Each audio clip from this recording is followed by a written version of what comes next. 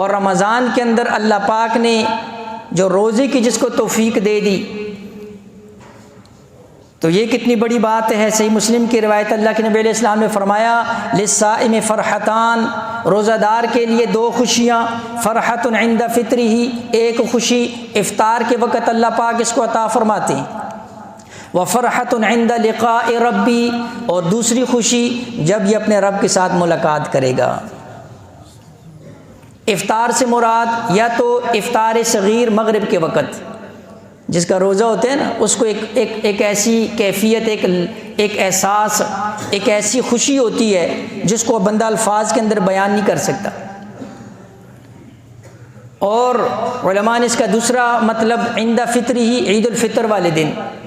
اس لیے کہ عید الفطر والے دن اصل خوشی جو ہوتی ہے وہ بھی روزہ دار کے لیے ذہن میں رکھو۔ کپڑوں سے جوتوں سے خوشیاں نہیں ملتی ہیں، خوشی ایک باطنی کیفیت کا نام ہے جو اللہ پاک کی نعمتوں میں سے ایک نعمت ہے۔ خوشی اللہ کے خزانوں میں سے، سکون، راحت، اطمینان، یہ اللہ پاک کی توفیق، اللہ کے خزانوں میں سے ایک نعمت ہے۔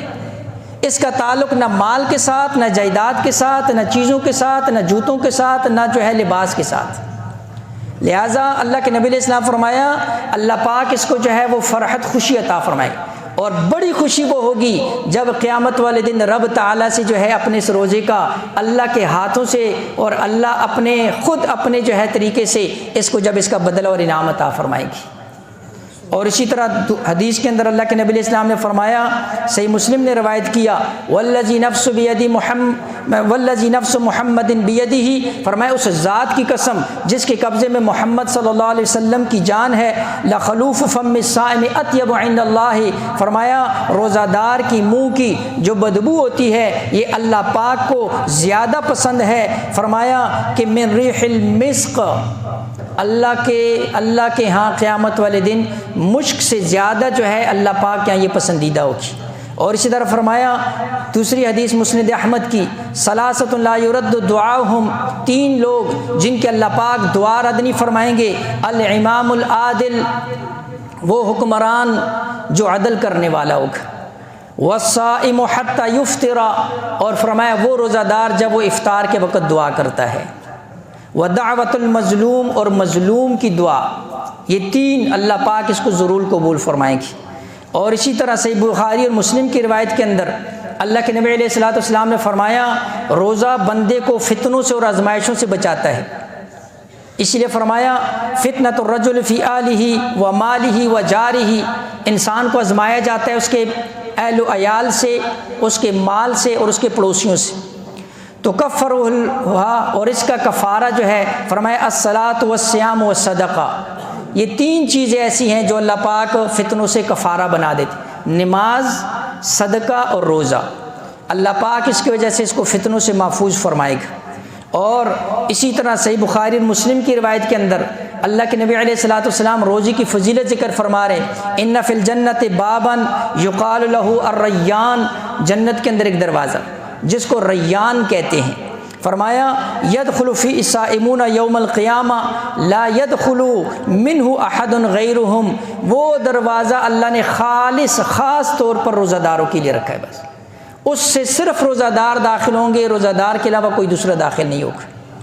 اور اسی طرح قیامت والے دن اللہ پاک نے اس قرآن اور اس روزے کو دونوں کو سفارشی بنایا، الصیام والقرآن یشفعان للعبد، اللہ کے نبی علیہ الصلوۃ والسلام فرمائے روزہ اور قرآن، روزہ اور قرآن، دن میں روزہ، رات تراویح میں قرآن، اس لیے دونوں کا اہتمام ہو۔ یہ دونوں کے دونوں فرمایا کل قیامت والے دن بندے کی سفارش، اور ایسی سفارش ہی نہیں ہوں گی کہ بس صرف سفارش ہو گئی۔